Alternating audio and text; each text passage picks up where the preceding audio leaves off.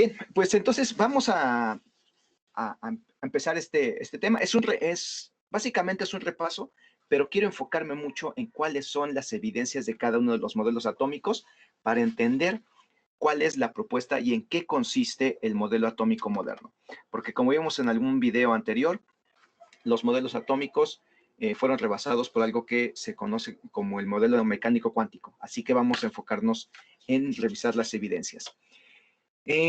Se reconoce a John Dalton como el padre de la teoría atómica moderna, pero pues él propuso un modelo atómico a partir de las evidencias experimentales que propusieron los antiguos padres de la química como Antoine Lavoisier, Proust, Richter, que estudiaron reacciones químicas y al observar que se conserva la materia, él propuso que entonces debería haber unidades que se conservan y que no se destruyen. Y él es quien comienza a establecer una idea de clasificar a los elementos químicos de acuerdo a sus capacidades de combinación. Y eso es lo que aparece a la derecha. Entonces, esa idea de John Dalton es la que condujo a el modelo atómico a partir de la observación de reacciones químicas. Pero uno de los conceptos más importantes del modelo atómico de Dalton es que nos conduce al concepto más fundamental de química, que es el de elemento. Y los elementos son esta forma de materia que ya no se pueden descomponer en algo más simple ni por métodos físicos como la filtración, decantación, sublimación, imantación. Todos estos métodos de separación de mezclas, si se aplican, ya no se pueden descomponer en algo más simple, sigue siendo siempre lo mismo. Pero tampoco si se aplican métodos químicos como la electrólisis, la descomposición por calor o reacciones de desplazamiento. Todos estos métodos ya no pueden transformar esto en algo más simple. Entonces, por eso es porque decir que los elementos son sustancias puras. Los elementos químicos que conocemos están ordenados en la tabla periódica, y la tabla periódica es algo así como nuestro acordeón más importante en química. Yo les aconsejo que tengan no solamente una tabla periódica en papel, sino que también busquen distintas aplicaciones de tabla periódica. En la tabla periódica, entonces, vamos a tener a los elementos químicos ordenados de acuerdo a su número atómico y se lee de izquierda a derecha. Esto seguramente ya lo han hecho. Saben que este es el elemento 1, este es el elemento 2, 3, 4, 5, 6, 7, 8, 9, 10. Pero la pregunta más importante que espero que alguna vez hayan hecho es ¿por qué tienen esos números? Esos números no solamente son arbitrarios ni son el orden en el que están acomodados, sino que están acomodados de acuerdo a las propiedades físicas y químicas de estos elementos. Voy por ejemplo, con los más representativos. Los elementos del grupo 1, todos estos, cuando se mezclan con agua, reaccionan violentamente y explotan. Los que están en el grupo 17 son formadores de sal, reaccionan con los elementos del grupo 1 o del grupo 2 y forman sales. Los elementos del grupo 18 no reaccionan a menos que sean sometidos a condiciones muy extremas para que puedan reaccionar. Y aquí tenemos a muchos metales utilizados en la vida cotidiana como el hierro, el manganeso, el cobre, aquí está el oro y el mercurio, que están acomodados de acuerdo a sus propiedades físicas y químicas. Algo que llama bastante la atención es que los elementos que están después del bismuto, es decir, del polonio en adelante, todos son radiactivos y es por eso que tienen este símbolo. Pero entonces, para entender las propiedades de cada uno de los elementos químicos, se recurre a explicar las propiedades de los átomos. Y el primero en proponer una explicación pues, fue John Dalton, quien propuso que los elementos están formados por partículas extremadamente pequeñas que no se pueden percibir a simple vista, que son indestructibles y que además todas estas partículas que forman elementos son iguales. A esto le llamó átomos y la representación de esferitas es perfectamente válida y que tiene todavía muchos puntos a favor. Si nosotros tomamos la tabla periódica y repasamos los datos, entre ellos las propiedades físicas, como la masa atómica de cada uno de los elementos, que es lo que representa cada una de las estrellas, con respecto al número atómico, que es la posición en la tabla periódica, vemos que conforme avanzamos en la tabla periódica y aumentamos del elemento 1 al 2, al 3, etcétera, la masa atómica va aumentando, pero este aumento no es en forma de una recta perfecta, sino que muestra ciertas discrepancias, y esto es algo que el modelo de Dalton no puede explicar. Hay estos saltos donde hay uno que es más pesado de lo que se esperaría y otros menos pesados de lo que se esperarían, que requirieron un avance en la comprensión del átomo. Pero el principal problema del modelo atómico de Dalton es que no explica el comportamiento eléctrico de la materia. Por ejemplo, el hecho de que los metales sean buenos conductores de la electricidad. Eso es algo que el modelo de Dalton no lo explicaba. Y por el contrario, los no metales, que son los que están en el extremo derecho de la tabla, son malos conductores de la electricidad. Entre los objetos de la vida cotidiana, las cobijas de lana, las sábanas de poliéster, en temporada seca, sacan chispas. ¿Por qué ocurre esto? Y hay muchos otros fenómenos, aparte de la electricidad estática, que podemos ver en este experimento que me pareció bien bonito.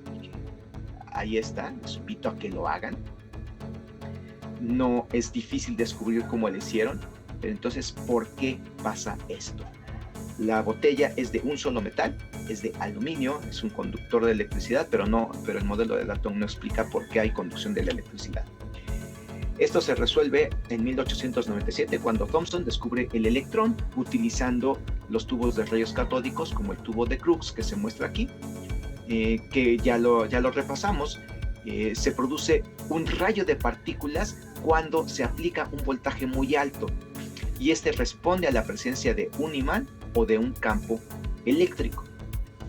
En el experimento de Thomson, lo que hizo fue utilizar un aparato para controlar cuidadosamente la intensidad de campo eléctrico, provocando una desviación en la dirección del rayo que se podía medir al ver a dónde pegaba ahora el rayo después de aplicar el campo eléctrico.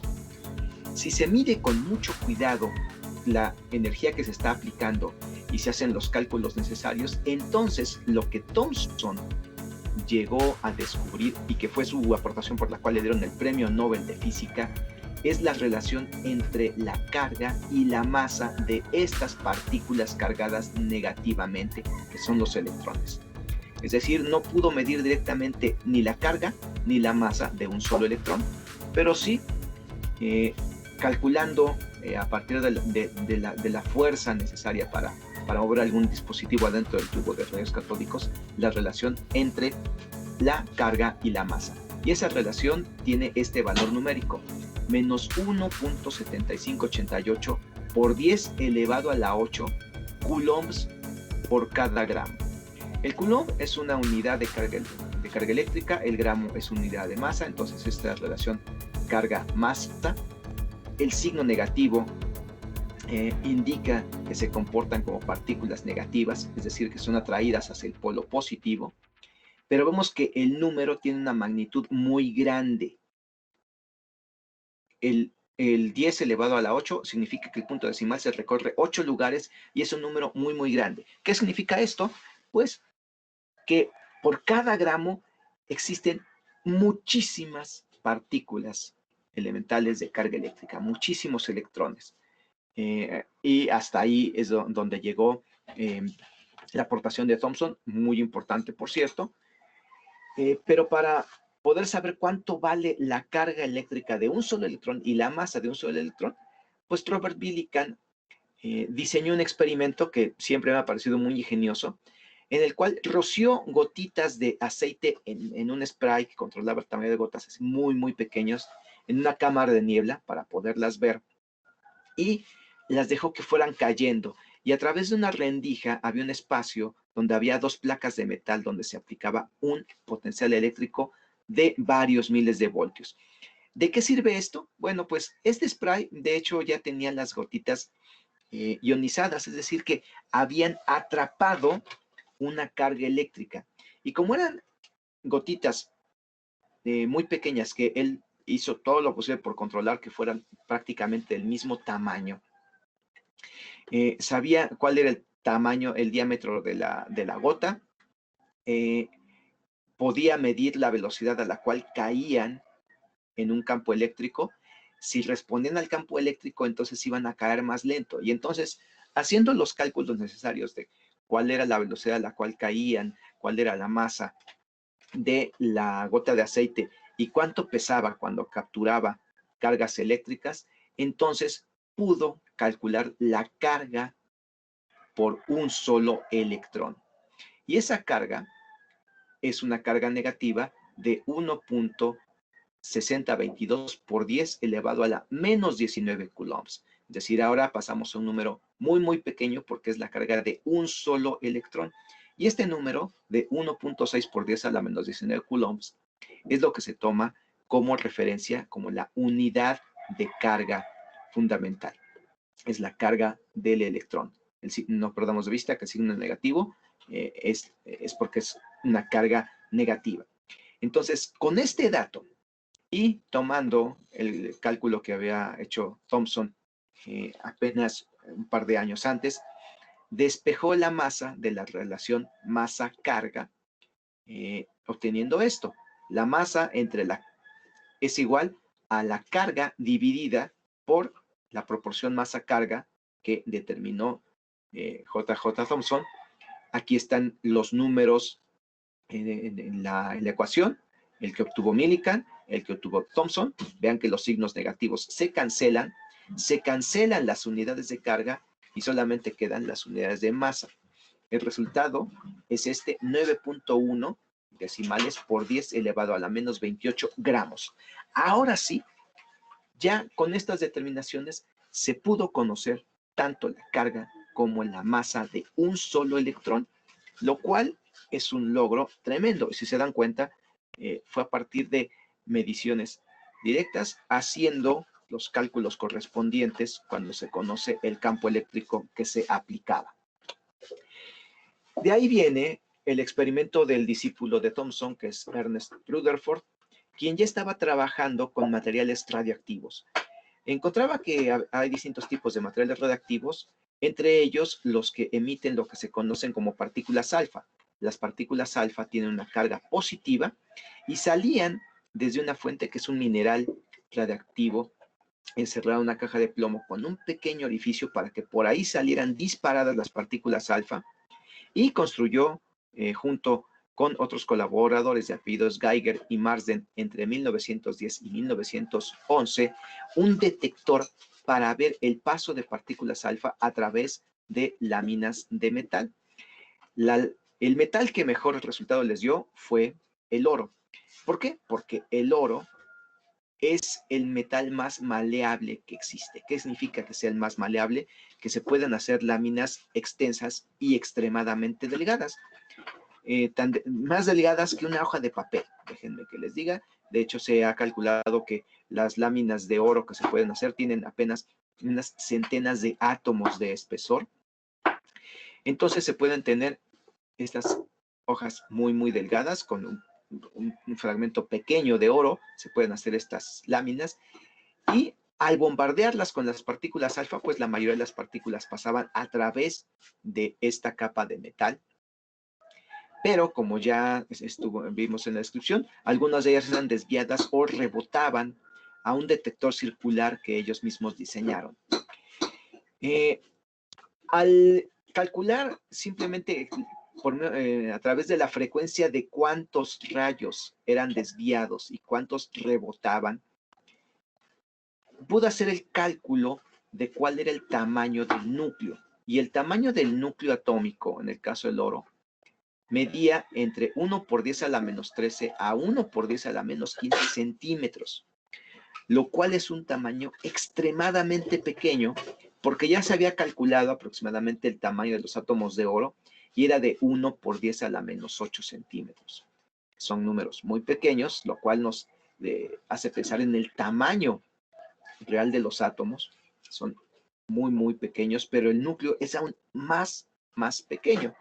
Y de ahí viene la idea popularizada de que prácticamente todo lo que hay en un átomo es espacio vacío. ¿Por qué? Porque las partículas alfa estaban chocando con la parte masiva y de carga positiva que se concentraba en un volumen muy pequeño en el átomo, y eso le llamó núcleo.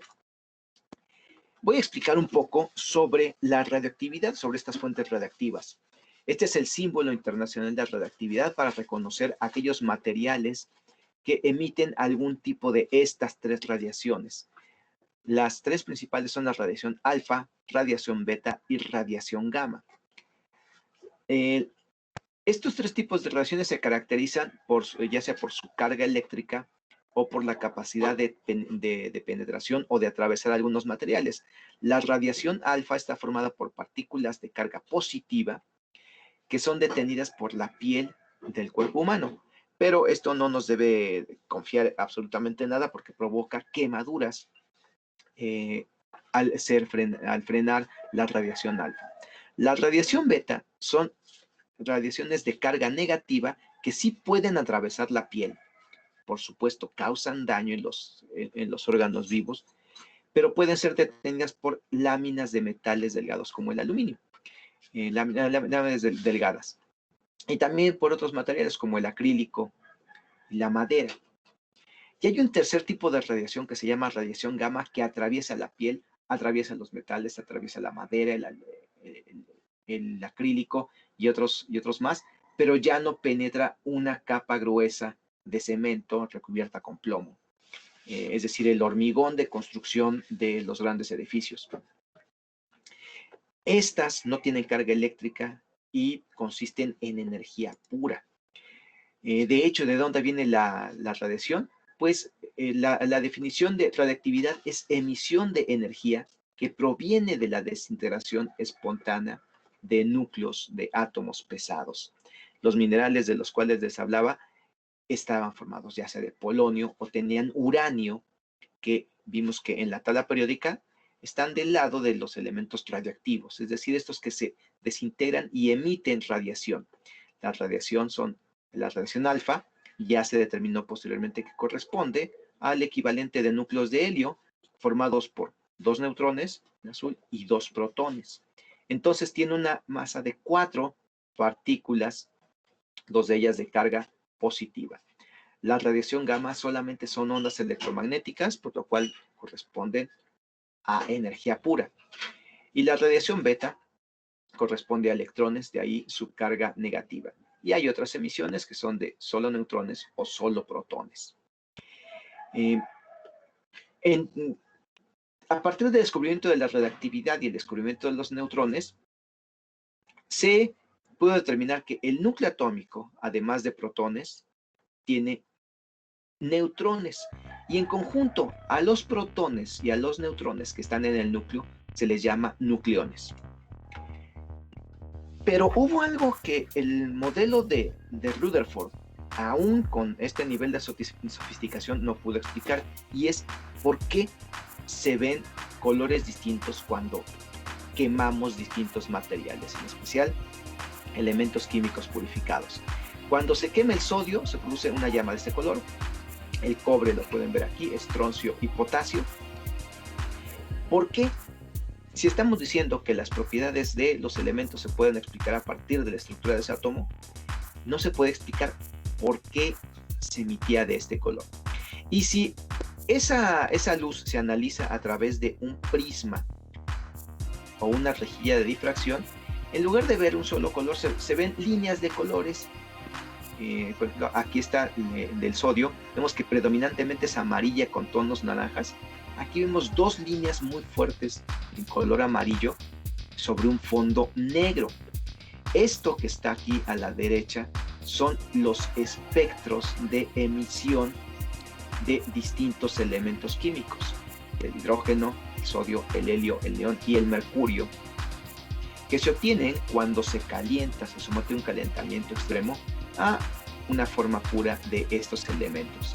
Pero algo que llama la atención es que para cada elemento químico hay un patrón distintivo de rayas de colores que no se repite en ningún otro elemento, lo cual permite la identificación de los elementos químicos simplemente analizando la luz que producen cuando se calientan. En esta diapositiva les muestro el espectro continuo, que es el espectro electromagnético continuo de la radiación electromagnética. Lo que nuestros ojos pueden percibir como luz visible está entre 400 nanómetros y 600 nanómetros. Y aquí están todos los colores del arco iris. Y más a la izquierda y más a la derecha son colores que ya no podemos percibir. Este espectro continuo entonces contiene todos los colores, pero cuando se calienta un elemento solamente se ven bandas que corresponden a ciertas zonas del espectro electromagnético. Pero cuando se ilumina un material, se puede ver que hay luz que atrapan estos elementos químicos, y a esto le llamamos espectro de absorción. Entonces, el espectro continuo se obtiene de pasar la luz a través de un prisma, y esta luz blanca se descompone en distintos colores.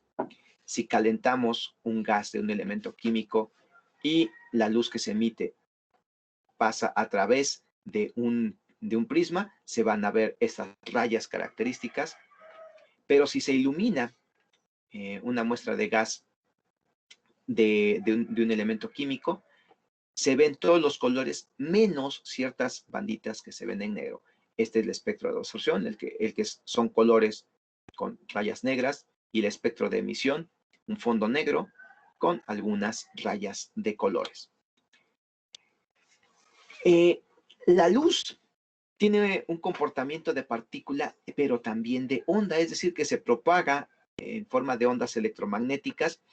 Y el gran descubrimiento de aquella época es que también los electrones tienen un comportamiento de partícula y de onda. Es un comportamiento dual se le llama, porque también tiene propiedades de onda electromagnética, y esas se pueden caracterizar porque, dado que es una propagación de energía a través del espacio, estas se pueden caracterizar por la longitud de onda, la amplitud de onda.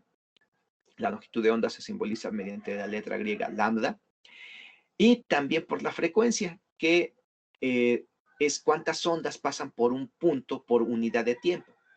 Generalmente la frecuencia se mide en hertz, es decir, en cuántos ciclos se completan por segundo, cuántas ondas están pasando por segundo.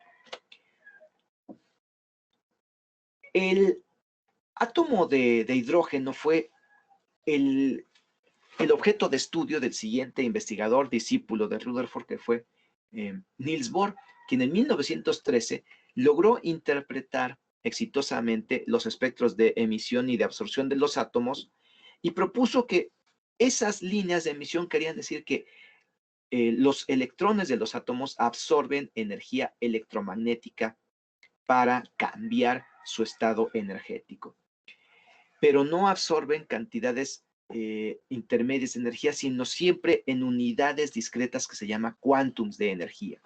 Entonces, él propuso que los electrones se mueven alrededor del núcleo, pero en una órbita cuantizada. Cuantizada quiere decir que va a tener un nivel de energía fijo, y que solamente cuando recibe energía para que pueda cambiar de nivel de energía, se va a desplazar, ya sea a un nivel 2 o a un nivel 3, siempre y cuando recibe energía en forma de fotones, que es la unidad para designar, o el nombre que usamos para designar a los paquetes de energía electromagnética. Y si tiene la energía precisa para cambiar de nivel 1 al nivel 2, va a saltar este electrón.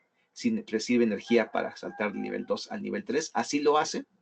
Pero después, cuando este material se enfría, entonces regresa la energía en forma de un fotón, y es de ahí de donde sale esas lucecitas de color de una longitud de onda específica. Entonces, al regresar, también emiten un fotón. Este modelo estaba funcionando bastante bien. Podía predecir y decir, si ilumino con luz exactamente de este color, se va a observar un salto cuántico de un electrón de un nivel 1 hasta un nivel 3, lo podía lograr. y funcionaba, pero solamente funcionaba para el hidrógeno y no funcionaba para explicar las propiedades de otros átomos. Aquí, un par de décadas después, Chadwick descubre el electrón en un experimento muy parecido al que realizó Rutherford. Y en este experimento, lo que observó es que hay partículas que se obtienen del núcleo, que se propagan en línea recta y que no son perturbadas ni por imanes ni por campos eléctricos. Entonces, en consecuencia, estas partículas deben ser neutras, es decir, sin carga eléctrica. Hay otras que sí son desviadas por el campo magnético y por el campo eléctrico, que eran los protones y los electrones, pero había otras partículas que no se desviaban. Y de aquí llegamos entonces a nuestro resumen sobre las partículas subatómicas fundamentales. Estas partículas subatómicas son el protón, el neutrón y el electrón, cuyos símbolos les muestro aquí. Esto para el protón, esto para el neutrón y el electrón. El signo positivo del protón es porque su carga es positiva. El 0 es porque la carga es 0, quiere decir que no es ni positiva ni negativa. Y el electrón tiene un superíndice negativo para indicar que su carga es negativa. Las masas expresadas en gramos están aquí.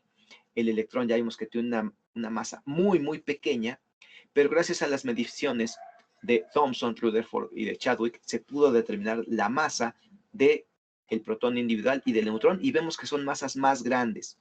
El exponente es menos negativo, 4 órdenes de magnitud menos negativo.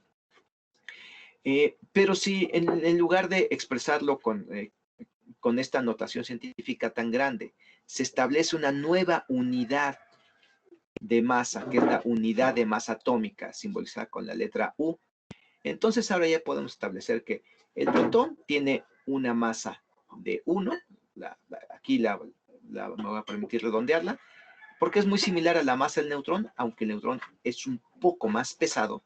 También puedo decir que tiene una masa de 1, pero el electrón sí tiene una masa muy, muy pequeña. De hecho, 200 veces más pequeña que la del protón o del neutrón. Esta es la información fundamental que necesitamos para entender las partículas subatómicas, pero cómo se organizan. Y como les dije, de aquí surgió una sorpresa, y es algo que Dalton no podía determinar. Si bien ya entendimos que los átomos no son indivisibles, se pueden partir en partículas aún más pequeñas de carga positiva y negativa. Algo que tampoco podía anticipar es que de un mismo elemento químico hubiera átomos que fueran distintos. Aquí tenemos átomos que son del mismo color porque representan las mismas propiedades químicas y que difieren en una sola propiedad física, y es la masa del átomo. Hay átomos más pesados y átomos más ligeros, y a esto les llamamos isótopos. Para hablar de isótopos, pongo como ejemplo los isótopos del hidrógeno. El hidrógeno que existe repartido en el universo va a estar formado por 3 tipos de átomos. El principal y más abundante se le llama protio, el segundo, menos abundante, deuterio, y el tercero, tritio. Ay, aquí se me olvidó el meme de Spider-Man. El tritio sí existe. Otto y Spider-Man discutían sobre el tritio. Sí existe. ¿Y qué es el tritio? Es un isótopo del hidrógeno. Cada uno de estos isótopos entonces son como versiones distintas de átomos de hidrógeno que tienen un protón y un electrón. La diferencia es que el deuterio tiene, además del protón en el núcleo, tiene un neutrón, lo cual le va a dar una masa de 2 unidades de masa atómica, aunque la carga eléctrica sigue siendo neutra, porque hay una carga positiva neutralizada con una negativa.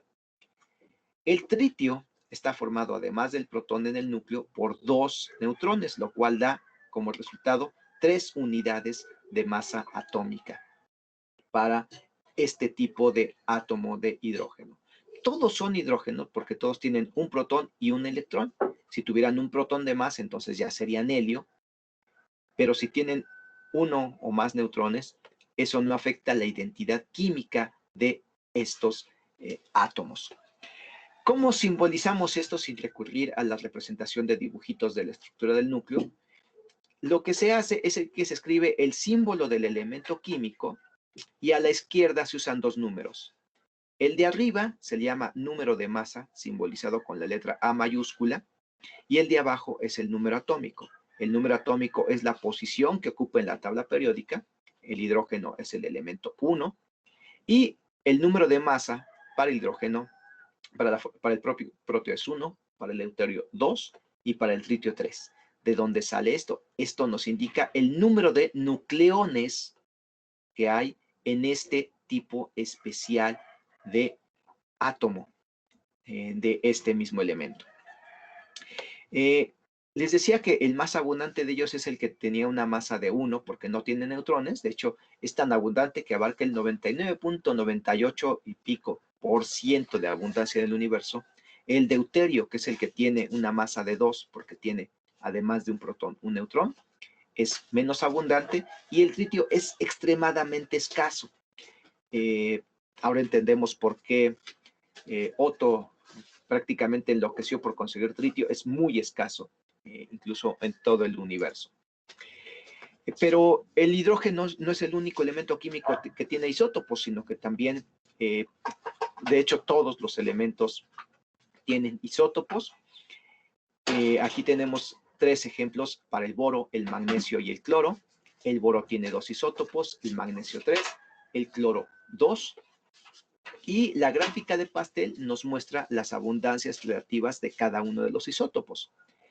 Por cierto, los isótopos se pueden simbolizar con el número como superíndice escrito del lado izquierdo del símbolo del elemento químico, o bien con un guión y un número que representa el número de masa. Esto se lee como boro 11, esto boro 10, y estas son las abundancias en la naturaleza. Para el magnesio, tenemos magnesio 24, magnesio 25, magnesio 26. ¿Qué información nos proporcionan estos números? Pues, si nosotros conocemos el número de masa, podemos deducir cuántos neutrones hay en el núcleo, restándole el número atómico. Así que si ustedes buscan en la tabla periódica el número atómico del magnesio y lo restan a el número de masa, van a saber cuántos neutrones hay en los isótopos de magnesio 24. Pongo, por ejemplo, el carbono, que tiene un número atómico 6. Va a tener 3 isótopos también que son los más abundantes: el carbono 12, el carbono 13 y el carbono 14. El carbono 12 va a tener 6 neutrones, porque 12 menos 6 da 6, entonces son 6 neutrones. El carbono 13 va a tener 7 neutrones, porque 13, que es el número de masa, menos el número atómico, que es 6, da 7. Y el carbono 14 tiene 8 neutrones por este mismo procedimiento. Aquí vemos los porcentajes. Las formas más abundantes de carbono son el carbono 12 y el isótopo carbono 13. El carbono 14 prácticamente es un número tan pequeño que no ocupo en esta tabla. Pero entonces, además de la estructura de los átomos, que pueden tener distinto número de nucleones, la localización del electrón se comenzó a convertir en el problema para explicar la estructura y el comportamiento de los átomos de elementos distintos del hidrógeno.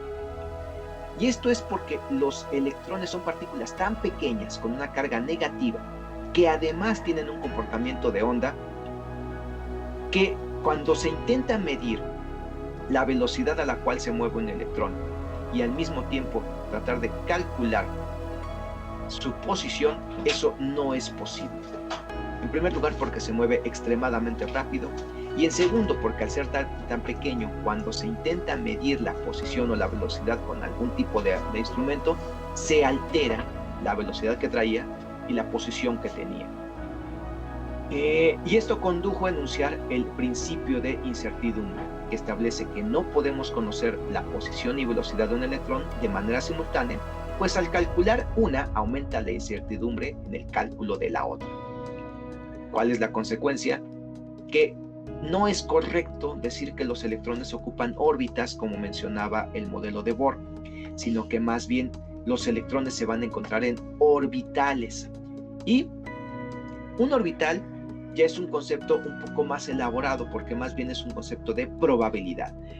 ¿Qué quiere decir esto? Que se establece más bien una región alrededor del núcleo donde exista una probabilidad del 90% de encontrar al electrón. Es decir, ya no es una línea alrededor del núcleo, como si fuera una órbita de un planeta alrededor de su estrella principal, sino que más bien es una región donde sabemos que vamos a poder encontrar el electrón en un instante determinado, pero que nunca sabremos con precisión exactamente dónde está el electrón. Para fines prácticos, dado que los electrones se pueden mover a velocidades cercanas a las de la luz, en ese pequeño volumen prácticamente están en todas partes al mismo tiempo, dado que la velocidad de la luz es tan grande. Y estos orbitales son las representaciones a partir del cálculo de probabilidad de dónde se encontrará el electrón. Una representación simplificada es por medio de una esfera para el orbital que se llama orbital S. ¿Qué significa esta esfera? Que es el espacio donde vamos a poder encontrar al electrón con un 90% de probabilidad, es decir, con un 10% puede estar afuera de esta esfera o bien muy adentro, prácticamente pegada al núcleo. Entonces, esto es el concepto de orbital atómico fundamental en el modelo mecánico cuántico del electrón. Para describir entonces dónde está el electrón y qué es lo que está haciendo y con qué velocidad se mueve, ya no basta con tratar de describir esto, porque ya vimos que son tan pequeños y se mueven tan rápido que eso no se puede describir, pero se pueden describir mediante un sistema de coordenadas muy particular, utilizando 4 números. Y estos números son los números cuánticos: el número principal, el número azimutal, el número magnético y el número cuántico llamado spin. Los símbolos aparecen aquí, todas son letras minúsculas: N, L, M y S. Aunque esto puede variar en distintos libros que si ustedes los consultan o distintas fuentes de internet. ¿Cuál es el significado de cada uno de los números? El número cuántico principal describe el nivel de energía y también se puede interpretar como la distancia entre el electrón y el núcleo. Este puede tomar valores de 1, 2, 3 y 4, que es lo que determinó Niels Bohr en su modelo atómico. El nivel de energía y la distancia aproximada hasta donde llegaría el electrón. Pero además de esto, como el electrón es una partícula eléctrica que se mueve, va a tener un número cuántico azimutal que va a deformar o va a determinar la forma del orbital. Y la forma del orbital va a tomar distintos valores. Ahorita vamos a ver que cada uno de estos números, 0, 1, 2, 3, 4 o el número que sea hasta llegar a n-1, es decir, si n valía 3, la forma del orbital, los orbitales van a tener forma 0, forma 1 y forma 2. 3 formas distintas. Cada una de estas formas tiene una representación geométrica que vamos a ver a continuación. Además de esto, como se trata de una partícula eléctrica desplazándose, ejerce un campo magnético y de ahí el número cuántico magnético simbolizado con la letra M y que da la orientación de los orbitales. Es decir, en el espacio van a estar dirigidos hacia el eje de las X, hacia el eje de las Y o hacia el eje de las Z, y esto se representa por valores que van desde menos L, menos L, menos 1, menos L, los 2, hasta 0, hasta llegar a más L. Que simplemente esto representa las orientaciones, es una forma simplificada de representar esa forma de las coordenadas. Y por último, el spin. La palabra spin en inglés se puede traducir al español como giro, pero yo no traduzco spin por giro. ¿Por qué? Porque el spin es un nombre que se le dio arbitrariamente en inglés para describir una propiedad fundamental de las partículas subatómicas, que aquí escribo, no tiene equivalente en el mundo macroscópico. No hay nada que se le parezca al spin. Es algo que tienen los electrones, es algo que tienen los neutrones, algo que tienen los protones. Y en el caso de los electrones va a tener valores de +1/2 o -1/2. Es una característica que tienen y que va a permitir que sean complementarios o no los electrones. Aquí vemos entonces ya representadas las formas de los orbitales. Como les dije, los orbitales que tienen números cuánticos igual a n igual a 1 y que por lo tanto L va a valer 0 porque es n-1, 0. La forma es de una esfera y el único valor que puede tomar m es 0. Y aquí pueden estar dos electrones como máximo con spin +1/2 y -1/2. Como máximo, 2 electrones por orbital.